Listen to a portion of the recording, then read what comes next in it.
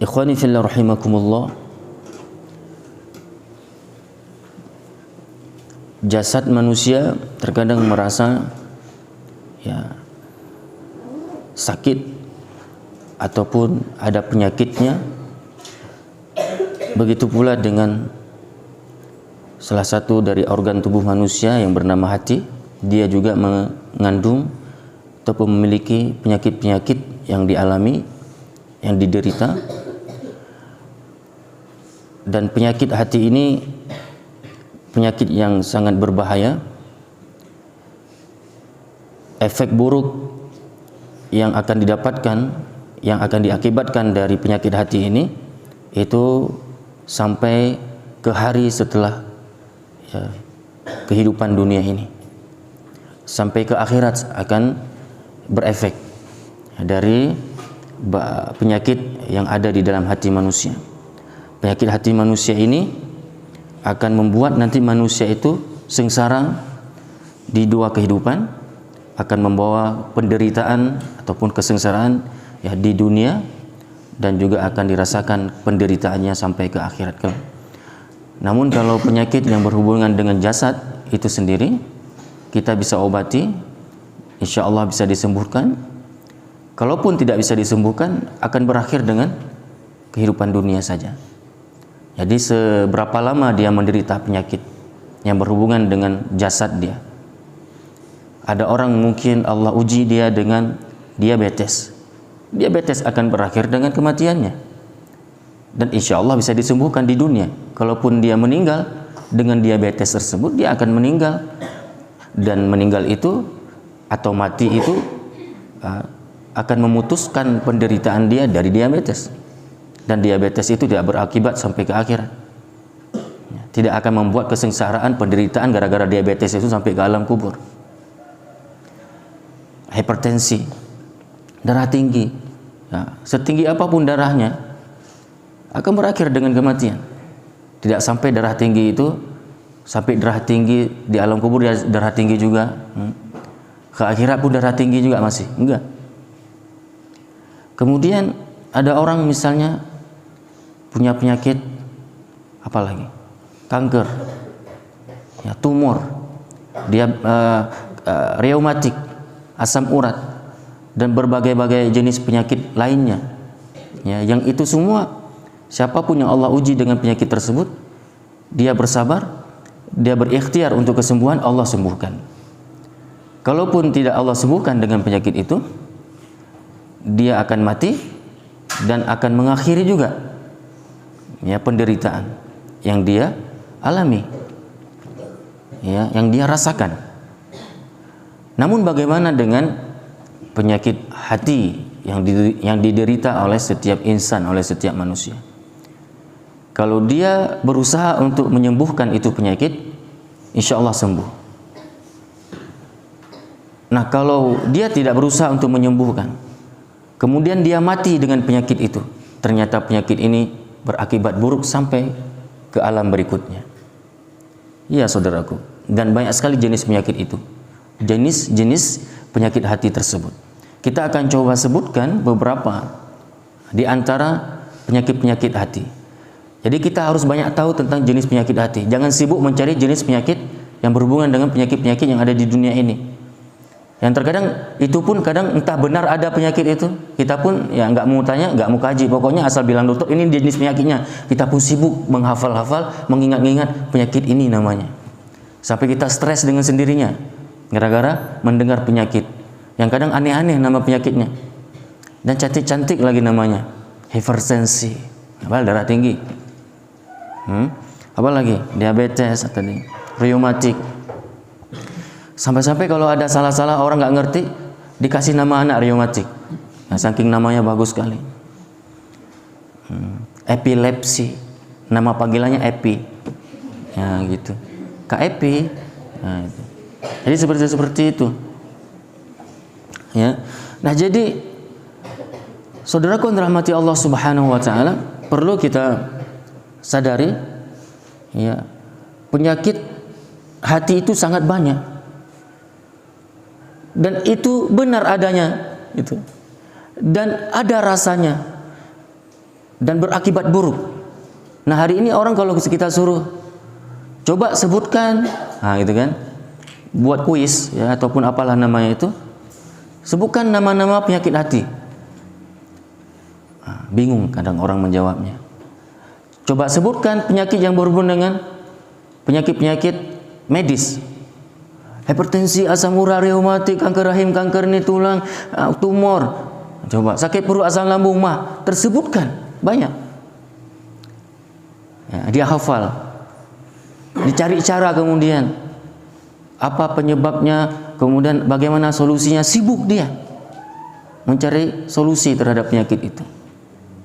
Ya, sampai nggak bisa tidur gara-gara mikirin penyakit, sampai nggak bisa ngaji, nggak bisa ngapa-ngapain gara-gara penyakit yang berhubungan dengan penyakit medis. Namun jarang ada orang stres gara-gara mikirin penyakit yang berhubungan penyakit hati ini. Sampai nggak bisa tidur dia mikirin bagaimana untuk kesembuhan penyakit hati ini. Sampai dia mondar-mandir mendatangi ya orang yang dapat menyembuh ataupun mengobati dia untuk mengobati penyakit hati ini. Sampai nggak ada yang kayak gitu, nggak ada. Jarang kita lihat dia mondar-mandir, datangi pengajian, datangi masjid, datangi siapapun ya untuk menanyakan solusi. Aku sedang memiliki penyakit hati. Ini nama penyakit hati. Apa solusinya? Adakah obatnya? Jarang orang seperti itu. Namun kalau ada sakit yang berhubungan medis, detik itu kepikir langsung obat, dokter, apotek, ya gitu-gitu kita kalau penyakit medis. Padahal penyakit medis tadi berakhir dengan kalaupun kita menderita penyakit medis itu bertahun-tahun sampai mati bahkan dengan penyakit tersebut, mati pula berakhir pula dengan kehidupan itu. Penderitaan itu akan berakhir dengan kematian tersebut.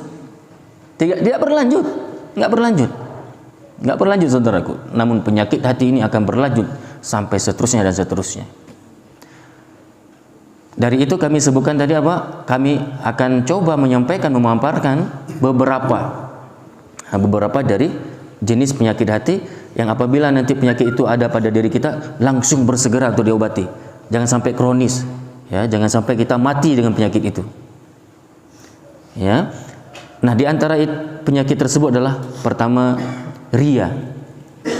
Ria, penyakit pertama adalah ria. Ya, ria ini apa? Ya, seseorang yang beribadah, melakukan amalan, aktivitas-aktivitas dalam kehidupannya itu yang dia inginkan dari amal tersebut adalah pujian dari orang lain. Nah, itu ria.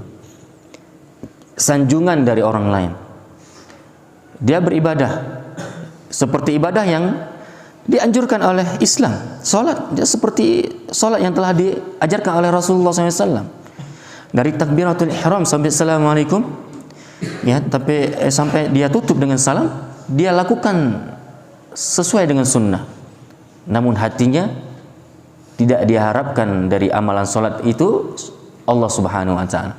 Bukan ridha Allah yang diharapkan, namun pujian manusia.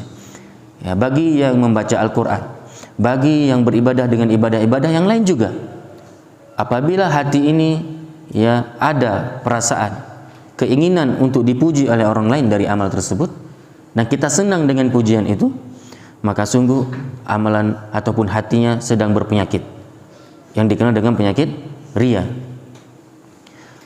Apa akibat buruk dari ria? Amalan tersebut tertolak, tidak diterima.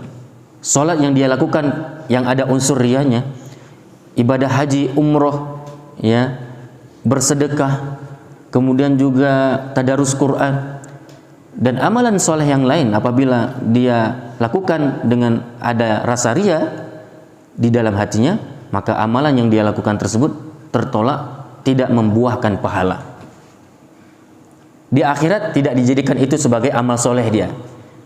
Di hisab nanti, di yaumul hisab, Allah tidak menjadikan ini menjadi hisab di dalam catatan amal baik, namun malah dihisab di catatan amal yang buruk.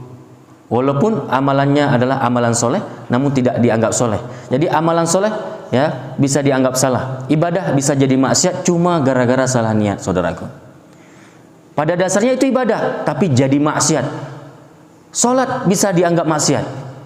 Orang berhaji bisa dianggap dia sedang bermaksiat di tanah suci. Orang yang berinfak, ya, dia adalah orang yang sedang bermaksiat dengan infaknya. Kapan itu bisa terjadi? Di antaranya lah gara-gara salah niat. disebabkan penyakit hati yang bernama riya. Begitulah bahayanya riya, saudaraku. Ya, ibadah bisa jadi maksiat.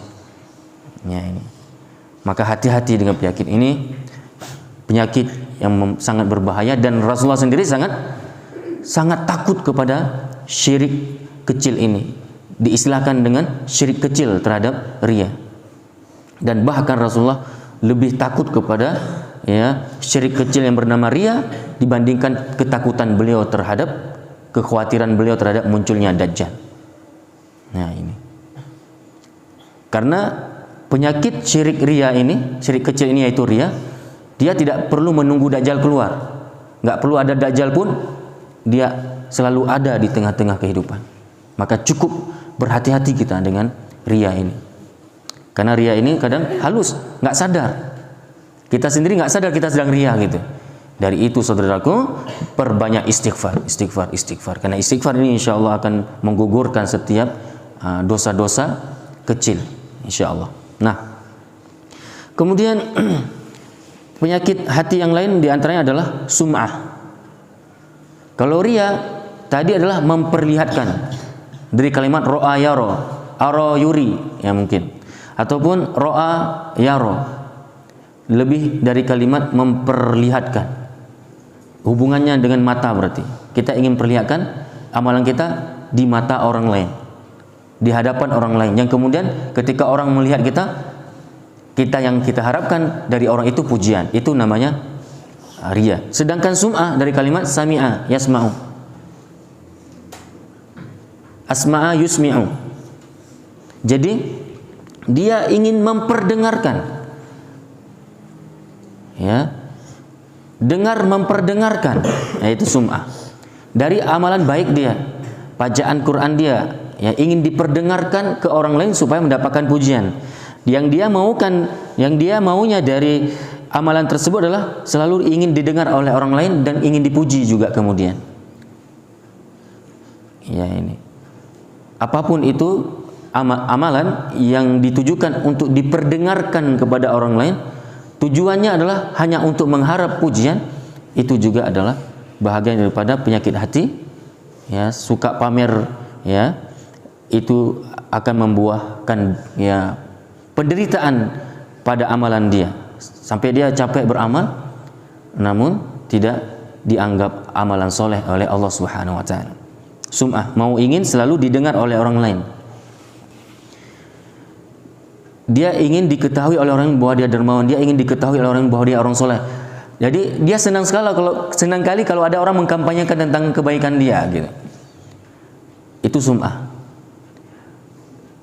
Kalau orang yang bagus hatinya, dia langsung khawatir, kamu nggak usah lah sampaikan kebaikan saya ke orang lain, kamu nggak usah lah gitu. Nah, kalaupun ada yang sampaikan, dia nggak sampai bangga dengan dan senang dengan itu, biasa saja. Bukan malah mengharapkan, tolong kamu kabarkan ke orang-orang ya bahwa aku ini orang baik. Gitu. Itu nggak boleh. Itu sum'ah juga. Ya, sampaikan ke satu kampung ini. Kalau bisa buat pengumuman di masjid pakai mic bahwa aku sudah hafal Quran 30 juz misalnya. Aku mau umroh, aku mau ini, ya nggak usah. Itu sum'ah. Nah, kemudian penyakit hati yang lain adalah ujub. Apa ujub? Ujub adalah merasa bangga dengan kelebihan diri dalam hal rupa atau ilmu. Ujub juga bisa dalam hal mal, harta. Jadi merasa ujub, bangga diri, merasa kita ini lebih hebat, merasa kita ini lebih terhormat, lebih mulia, dengan kelebihan yang kita miliki. Mungkin kita merasa lebih dari segi ilmu pengetahuan, kita punya lebih dari harta, ya, kekayaan, kita punya lebih dari rupa fisik kita lebih ganteng, merasa diri lebih cantik dan sebagainya. Kemudian kita merasa ujub, bangga diri. Dan tidak hanya sekedar bangga diri, kemudian ada rasa rendah orang lain itu di mata kita. Kita memandang rendah semua orang karena kita kaya, orang lain miskin. Dan orang miskin kita pandang dengan pandangan hina. Kita merasa diri orang yang berilmu. Ketika kita melihat orang bodoh, kita memandang dengan pandangan yang hina, ya. Dan kita bangga dengan di depan orang bodoh bahwa kita ini banyak ilmu misalnya. Dan kita misalnya merasa ganteng, merasa cantik di hadapan orang, sehingga orang-orang jelek kita hina-hina, kita kata-katain Kita kata-katain dia misalnya, model-model seperti ini, coba wajahmu coba, yang berserakan seperti ini. Sampai kapan dapat jodoh misalnya? Kita hina dia. Gak ada yang mau. Nah, kita bilang-bilang seperti itu. Siapa yang mau denganmu yang model-model kayak gini nih? Fisiknya seperti ini. Jelek misalnya, hitam misalnya. Dan lain sebagainya. Ini gak boleh. Ya. Begitu banyak orang jelek malah dapat yang cantik. Yang ganteng dapat yang jelek. Itu urusan Allah Subhanahu wa taala.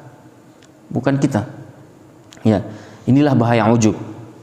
Apa ujub? Merasa bangga diri dengan kelebihan diri, baik dalam hal rupa, ilmu, harta. Yang seterusnya di antara penyakit hati yang sangat berbahaya yang harus kita segera obati. Dan kalau ada bukan kita orangnya, kita berusaha untuk mengobati juga, ya. Yaitu fakhr. Penyakit fakhr namanya. Apa arti fakhr? Merasa bangga dengan kelebihan harta dan tahta yang dimiliki. Fakhr ini lebih kepada bukan ilmu, bukan juga di bahagian fisik.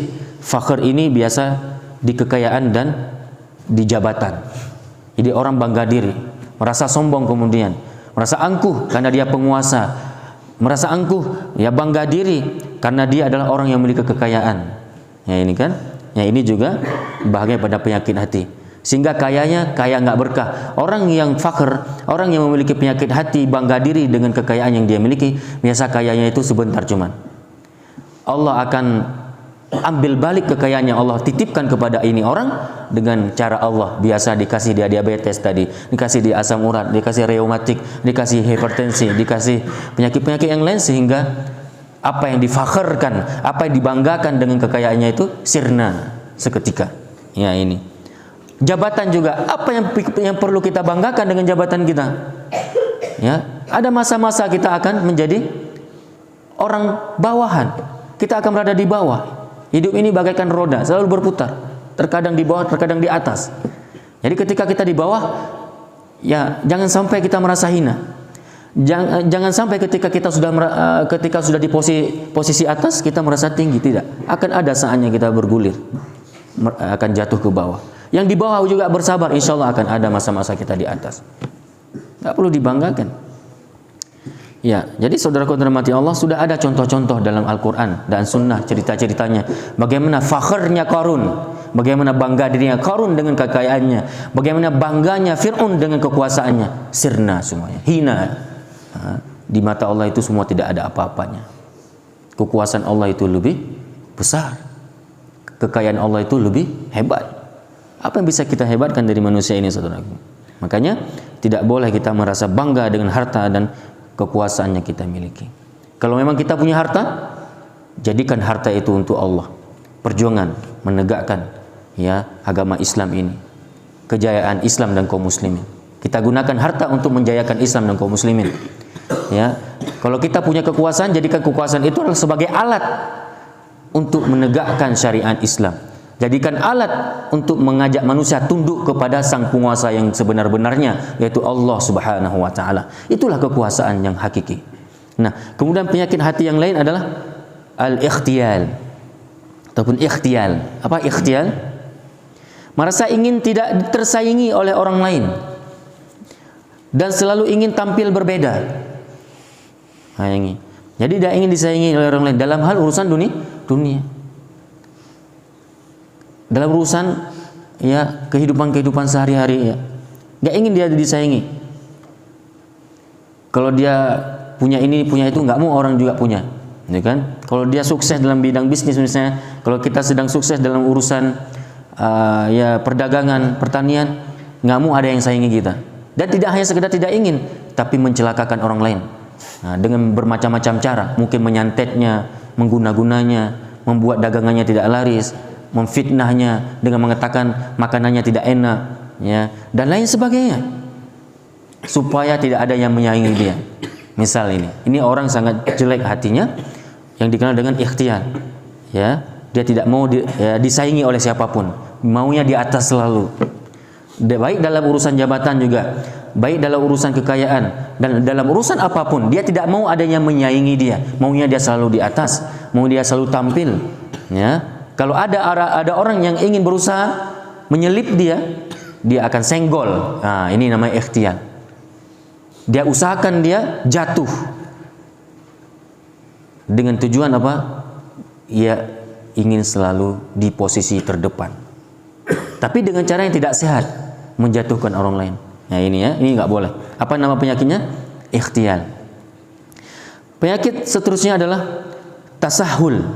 Penyakit tasahul, menganggap enteng orang lain atau meremehkannya. Nah, tasahul, meremeh-remehkan orang lain. Nah ini nggak boleh. Kemudian yang seterusnya adalah ananiyah. Ananiyah, apa itu? Egois atau mementingkan diri sendiri. Ini juga penyakit hati. Egois. Kalau dinasihatkan dia nggak mau terima. Tapi kalau nasihatkan orang dia nomor pertama. Kayak dialah orang yang seakan-akan nggak pernah ada salahnya gitu. Ketika dikritik dia nggak menerima kritikan dari orang lain. Langsung baperan gitu. Ya, ini ananiyah, inilah egois. Ya, kepingin pendapat dia diterima, pendapat yang walaupun benar tetap harus ditolak gitu. Ya ini bahaya. Egoisme, mementingkan diri sendiri, ya aku, bahasa lainnya sering keakuan dia, aku. Yang lain nggak ada apa-apanya. Ya ini nggak boleh. Dan yang terakhir yang bisa kita sampaikan di kesempatan kali ini, salah satu juga di antara penyakit hati yang sangat berbahaya adalah syuh. Penyakit syuh. Apa syuh? Kikir, jiwa yang kikir, pelit. Ya, yang sempit hati. Gara-gara sempit hatinya, berarti lawan sempit tidak lapang. Tidak lapang dalam urusan-urusan bersedekah, infak dan lain sebagainya. Dia kikir, tidak mau berbagi. Ya, maunya dia menumpuk-numpuk dari harta yang dia miliki. Dia tumpuk dan sangat sulit kemudian dia gunakan untuk fisabilillah, untuk membantu kaum muslimin. Ya, ini nama adalah syuh. Ya, dan kalau ada orang yang memiliki penyakit syuh ini, maka sungguh dia tidak akan mendapatkan keberuntungan dunia dan akhirat. Dia akan malah mendapatkan kerugian besar dunia dan akhirat. Wallahu a'lam bishawab. Mudah-mudahan dari beberapa penyakit hati yang sudah kami sebutkan, kita bisa sadar bahwa ada penyakit yang bernama yang pernah kami sebutkan tadi, yang kemudian kita ikut berikhtiar, ya, mengobati satu demi persatu dari penyakit yang kita derita ini. Karena sekali lagi seperti apa yang saya sampaikan dalam mukadimah tadi, penyakit ini akan membawa bahaya sampai ke alam dari setelah ke alam dunia ini. Ya, sekali lagi mudah-mudahan kita bisa mengambil manfaatnya. Kita padai dengan doa kafaratul majlis. Subhanakallahumma bihamdika asyhadu an la ilaha illa anta astaghfiruka wa atubu ilaik. Wa akhiru da'wana alhamdulillahi rabbil alamin. Wassalamualaikum warahmatullahi wabarakatuh.